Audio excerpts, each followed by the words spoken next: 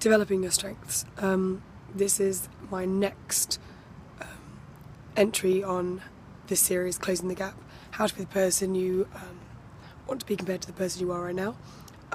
Currently, I have a really bad sore throat, so sorry about my throat. But anyway, back to the point. The point is that I really wanted to talk a little bit about strengths and how to develop your strengths and what your strengths are as an ENFP. So you probably or may not be aware that being an ENFP means that your primary mode of functioning is extroverted intuition. So the N is extroverted because of the P, and that's the N is extroverted because of your E, but it's dominant because of the P, and then your secondary function is feeling, which is introverted because your primary function is extroverted. So there are two things I can think of that are potential problems for people who are ENFPs in terms of using those strengths. The first is that because extroverted intuition is primarily driven by new ideas and external stimulus, you can often become scatterbrained, or you can often become a little bit sort of losing your thought process rather than being able to use your brain to its capability, so staying on topic, I suppose. So you could become kind of chaotic in your extroverted intuition and your thought gathering and your idea creativity, rather than actually be able to use that and harness it as a power for good. So some ideas I've heard is that you should take time to journal, take time to brainstorm creatively on a particular topic. So if you choose a topic that you want to brainstorm, you just say, right, this topic, go, and think of ideas, think of ways that you can express that. It will help your brain expand its ideas and its extroverted intuition, but also it will help your brain to focus on gathering information in. And you could also do another task, which is kind of the idea of developing kind of like a research. So you could be like, right, I'm going to take in as much information as I possibly can on a certain topic and go and do it, and like literally cram your brain with that information. So that's another way to do that. And the second thing is to try and develop introverted feeling, and unfortunately this is probably the one that has the most bad press, because introverted feeling is very much the self-awareness or me-centeredness that is all about like being heightenedly aware of your own emotions, but sometimes being unaware of why you feel that way, or unaware of how to handle it. And actually, like I've heard said before, that often your introverted feeling, which is obviously not seen to the world, your extroverted intuition, your extroverted thinking are seen to the world, is something that is only seen to the world. Your extroverted feeling is when you are under stress, or when you are under a situation of where your values are attacked, and often that is an emotional thing.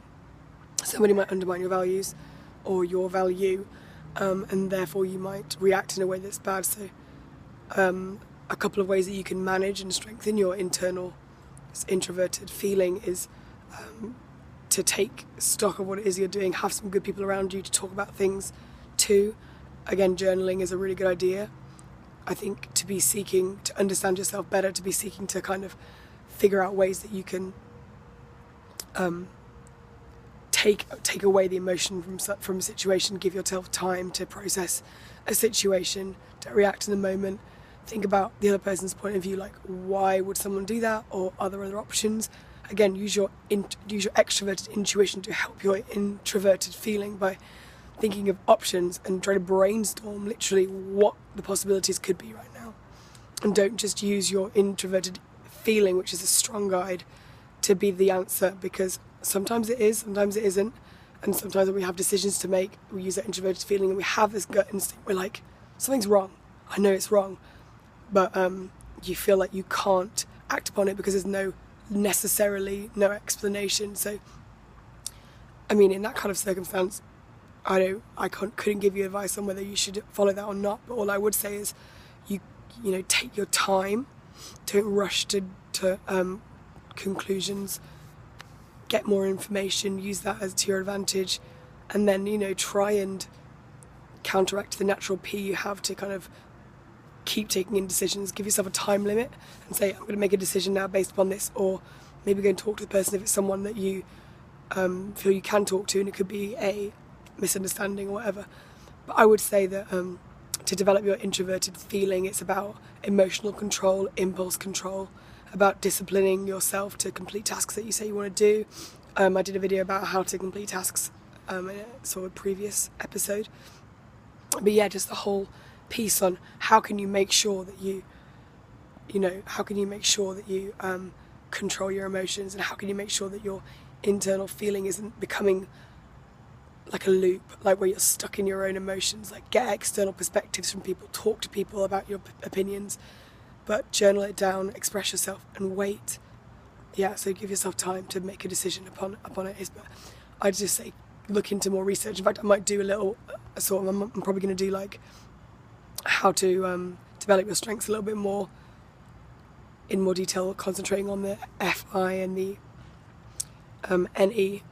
But all I would just say for now is that if you can start to develop your strengths as an extroverted intuitor and an introverted feeler, then you're going to be the best version of you. I'm always tempted to try and strengthen my external thinking, because for me I'm quite strong in that. But actually I know that the best thing for me to do is to harness this extroverted intuition I have, and to also try and learn to like control and develop my introverted feeling for the good of others, because my genuine goal is that people around me would benefit from being around me, not that the only way they'd know that I have the emotions and the values I have is when they cross me or when something goes wrong. So yeah, that's a couple of thoughts today. I'm sorry about my voice, but I will be back soon.